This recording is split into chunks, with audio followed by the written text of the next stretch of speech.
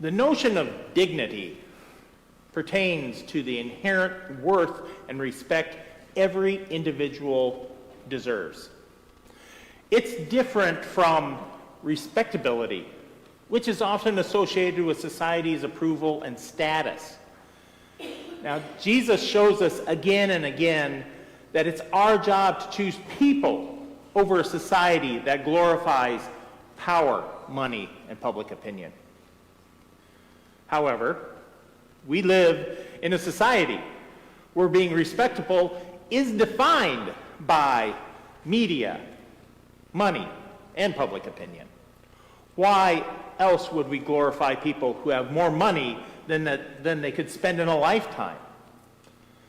And sometimes we have to think, who among us would choose maybe the money, business interest, over things that would probably be better for all of us for the sake of profit?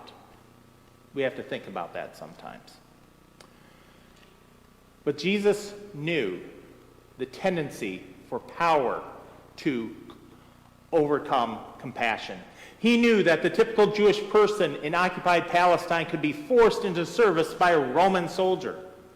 Women and slaves could be ignored in his culture, and the wealthy often preyed upon the poor, overtaxing, treating workers with cruelty, and disregarding people simply because of their ethnic background. Jesus here heals 3 different individuals today, at least 3. To start, the woman with the hemorrhage did not belong in society. She was an outsider. What she did, approaching Jesus and touching the hem of his cloak, made her ritually impure. And a woman who had been impure for 12 years would be seen as having sinned in some way. Her actions passed along the impurity to anyone she touched on a busy street, including Jesus. Traditionally, he would have needed to wait until night before the impurity was lifted, and he would have been encouraged to take a ritual bath. Instead of rebuking her for breaking social norms, Jesus addresses her with compassion, calling her daughter and affirming her faith. By publicly acknowledging her and declaring her healed, he restores her social and spiritual standing, prioritizing her dignity over society's expectations of purity and respectability. Jesus then travels to the house of Jairus and does something unthinkable. He touches a dead body. To cleanse himself of this impurity, he will need 7 days, a ritual water bath, and prayer. He may also need to shave his head too. In raising Jairus' daughter, Jesus once again disregards social norms. His focus is on restoring life and restoring dignity to the girl and her family, illustrating that human dignity and compassion surpass ritualistic respectability. Finally, Jesus heals the parents of the little girl. He does this by comforting them and giving them back their child. Like a doctor who helps solve a crisis in an emergency room, physical healing occurs. The leader of the synagogue, who may have felt God was punishing him, is absolved through this healing.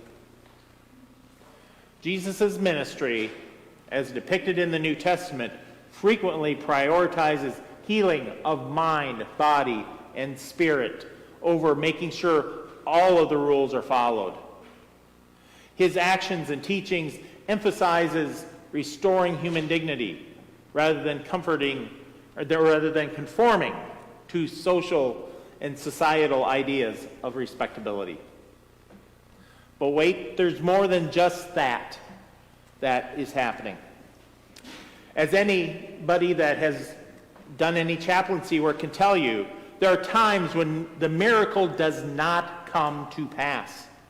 A loved one may lose a limb or have to undergo extensive treatment for a condition that is chronic. The loved one may even die. And you might ask, where is the human dignity in that? Now, I do not have a good answer for that. We all have situations where two people are experiencing symptoms and one recovers handily while the other one suffers from complications. I do know that healing is not always physical, as we saw in today's gospel. Yes, Jesus healed the bleeding woman, but it was just as important that he give her the words of forgiveness that accompanied her symptoms. That grace healed her dignity. Likewise, Jesus healing the parents of the little girl who were beside themselves with worry by addressing their emotional state. And finally, Jesus gently reaches out and touches the hand of the little girl, providing the gift of touch to awaken her.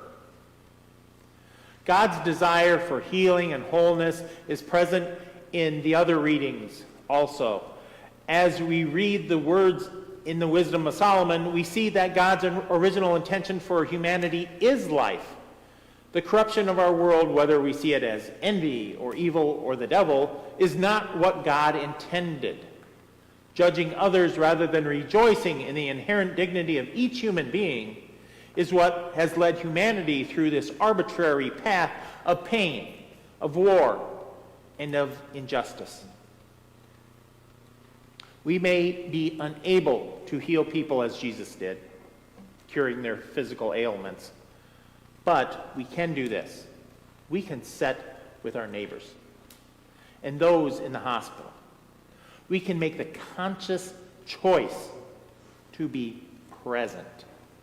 This means we give people grace instead of forcing them to conform to our beliefs. It means we take on the role of encouragers, supporting others with abundance and giving generously where possible. This promotes a balance that reflects God's kingdom. It mirrors Jesus' actions, where he consistently elevates the downtrodden and the marginalized, emphasizing their dignity over societal responsibility. Jesus' ministry was fundamentally about reclaiming and restoring the dignity that God intended for humanity, reflecting a divine priority that values the intrinsic worth of individuals above society's status.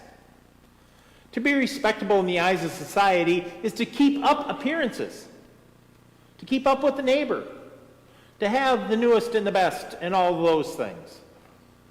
But to be a disciple of Jesus, we choose respect and kindness over prestige and social standing, looking for the inherent dignity of others and fulfilling our baptismal promises. Now, there are many here on the margins in Muscatine, and there are many on the margins throughout the world. And they come to our church and they come to other churches hungry for food, hungry for acceptance, hungry for dignity, hungry to have someone who will listen to them. How can our actions build a beloved community where we give that dignity to each and every human being? So I'm going to leave you with that question today. How can our actions build a beloved community where dignity is above all? A community where each person, no matter who they are, is treated with love, compassion, and dignity.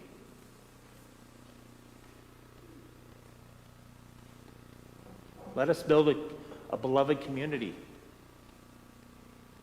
Let us treat everyone with love. Let us treat everyone with compassion. Let us treat everyone with dignity. That's what Jesus did. That's what we are called to do. Amen.